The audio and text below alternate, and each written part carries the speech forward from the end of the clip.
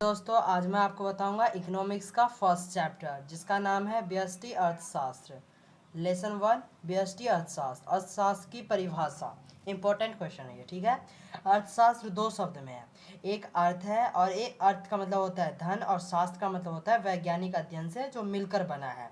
अंग्रेजी भाषा का यह शब्द ग्रीक भाषा के शब्द दो शब्द यानी ओकास और नॉमिनल से लिया गया है। इसका अर्थ है कि गृह प्रबंध अथवा अर्थशास्त्र वह सामाजिक विज्ञान है जिसका संबंध समाज द्वारा वस्तुओं और सेवाओं के उत्पादन के लिए दुर्लभ तथा वैकल्पिक वाले साधनों के प्रयोग से है।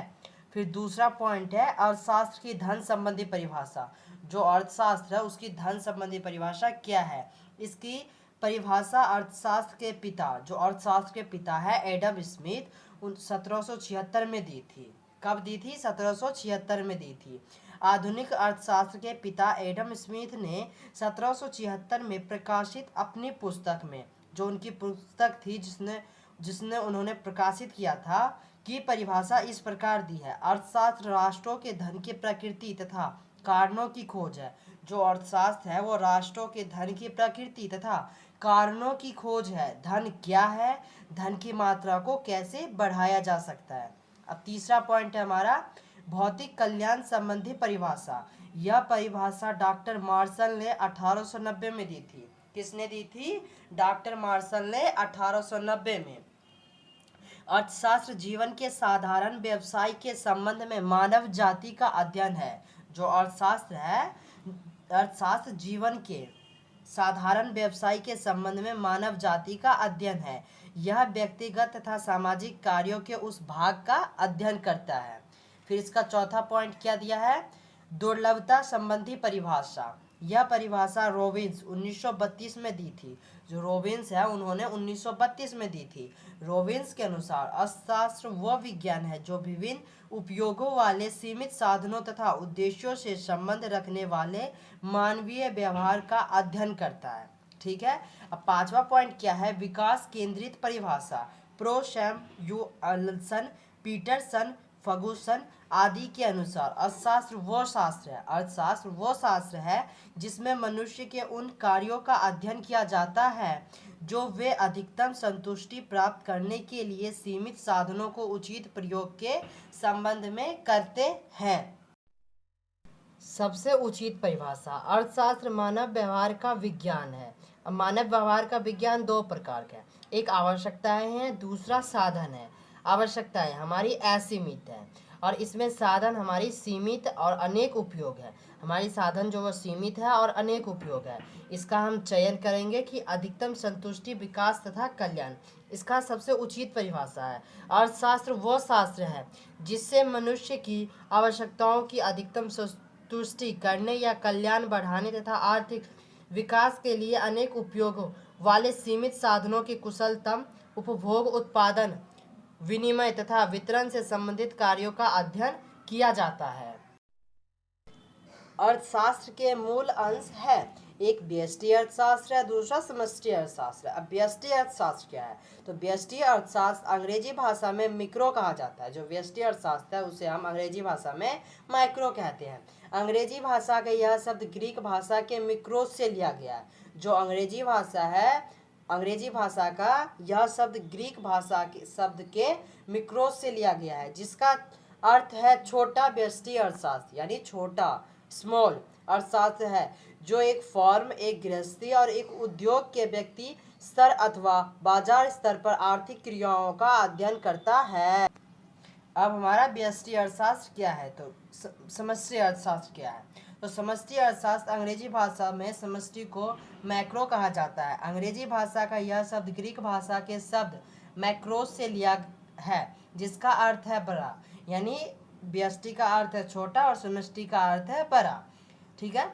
यह संपूर्ण अर्थव्यवस्था के स्तर पर आर्थिक क्रियाओं एवं आर्थिक समस्याओं का अध्ययन करता है। राष्ट्रीय आय, रोजगार एवं कीमत स्तर से संबंधित विषय समष्टि अर्थशास्त्र के मूल अंग है। अगर मान लो राष्ट्रीय आय से रहे या रोजगार से रहे या किसी कीमत स्तर से संबंधित विषय होगा तो वो समष्टि अर्थशास्त्र के मूल अंग है। ठीक है।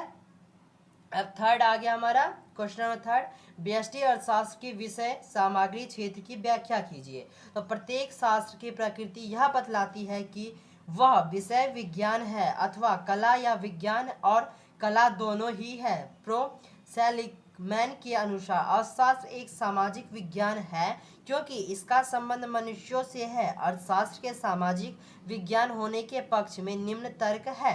पहला तर्क है क्रमागत अध्ययन।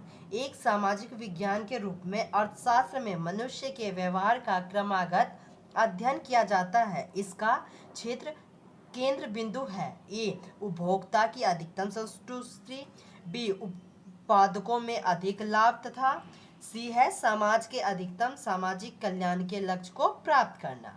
अब सेकंड क्या दिया है, वैज्ञानिक नियम।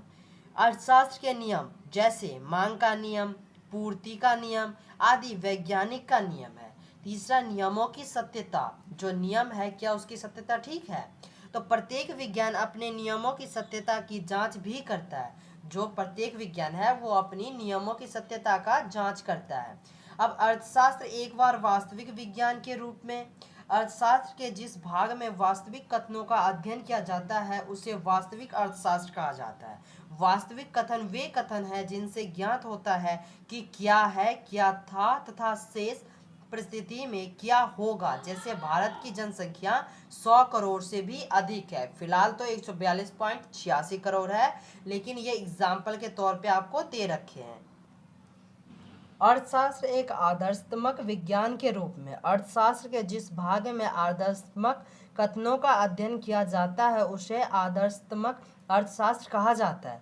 आदर्शात्मक कथनों से अभिप्राय है कि क्या होना चाहिए। आदर्शात्मक कथनों की तथ्यों के आधार पर जांच नहीं की जा सकती है, जैसे कीमतों में स्थिरता पर की जानी चाहिए, आय का समान वितरण होना चाहिए, धनी लोगों को अधिक कर देने चाहिए। अर्थशास्त्र कला के रूप में, जो अर्थशास्त्र अब कला के रूप में आया है, किसी निश्चित उद्देश्य की प्राप्ति के लिए ज्ञान का व्यवहारिक प्रयोग कला कहलाता है। आप जानते हैं कि भारत में बेरोजगारी पाई जाती है, यह सूचना अर्थशास्त्र के वास्तविक विज्ञान होने से प्राप्त होती है। आप यह भी जानते हैं कि सरकार का लक्ष्य है कि बेरोजगारी दूर होनी चाहिए, यह सूचना आदर्शात्मक विज्ञान से प्राप्त होती है। पूर्ण रोजगार के लक्ष्य को पूरा करने के लिए सरकार आर्थिक नियोजन का मार्ग अपनाती है, यह कला है। यह क्या है, यह कला है। अतः मैं अर्थशास्त्र विज्ञान तथा कला दोनों ही है। अब अर्थशास्त्र की प्रकृति, जैसे ये विज्ञान हो गया और एक कला हो गया, तो जो विज्ञान है उसके दो भाग है, एक वास्तविक, एक आदर्शात्मक। प्रश्न नंबर 4, व्यष्टि अर्थशास्त्र तथा समष्टि अर्थशास्त्र में क्या अंतर है। जो व्यष्टि अर्थशास्त्र है और समष्टि अर्थशास्त्र है उन दोनों में क्या अंतर है, तो अध्ययन का क्षेत्र, ठीक है। तो व्यष्टि अर्थशास्त्र, व्यष्टि अर्थशास्त्र में व्यक्तिगत स्तर पर आर्थिक संबंधों अथवा आर्थिक समस्याओं का अध्ययन किया जाता है, जैसे एक उपभोक्ता, एक फर्म और एक परिवार। समष्टि अर्थशास्त्र, समष्टि अर्थशास्त्र में संपूर्ण अर्थव्यवस्था के स्तर पर आर्थिक संबंधों अथवा आर्थिक समस्याओं एवं मुद्दों का अध्ययन किया जाता है। फिर इसका दूसरा पॉइंट है सामूहिक की मात्रा। व्यष्टि अर्थशास्त्र, व्यष्टि अर्थशास्त्र एक व्यक्तिगत फर्म अथवा उद्योगों में उत्पादन तथा कीमत के निर्धारण से संबंधित है। अब वहीं समष्टि अर्थशास्त्र की बात करें तो समष्टि अर्थशास्त्र का संबंध संपूर्ण अर्थव्यवस्था में कुल उत्पादन तथा सामान्य कीमत के स्तर के निर्धारण से है। फिर विभिन्न मान्यताएं, ठीक है, इन सब का विभिन्न मान्यताएं होता है। तो यह अर्थशास्त्र अर्थव्यवस्था में पूर्ण रोजगार को मान्यता पर आधारित है। और समष्टि अर्थशास्त्र यह अर्थशास्त्र में संसाधनों के अपूर्ण व अल्प रोजगार पर आधारित है। ये सब व्यष्टि अर्थशास्त्र का है और ये समष्टि अर्थशास्त्र का है।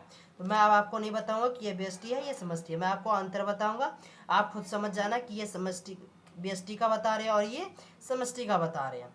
फिर केंद्रीय समस्याएं, व्यष्टि अर्थशास्त्र की केंद्रीय समस्या कीमत निर्धारण है, वही समष्टि अर्थशास्त्र की केंद्रीय समस्या उत्पादन एवं रोजगार निर्धारण है।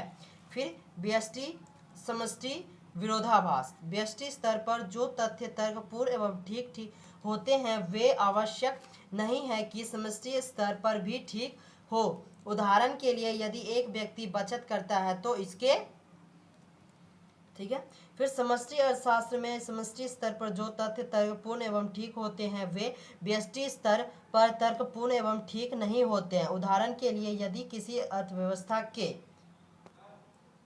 फलस्वरूप भविष्य में उसकी समृद्धि में वृद्धि होती है, परंतु यदि किसी अर्थव्यवस्था के सभी व्यक्ति बचत करते हैं तो अर्थव्यवस्था की समृद्धि में वृद्धि नहीं होगी।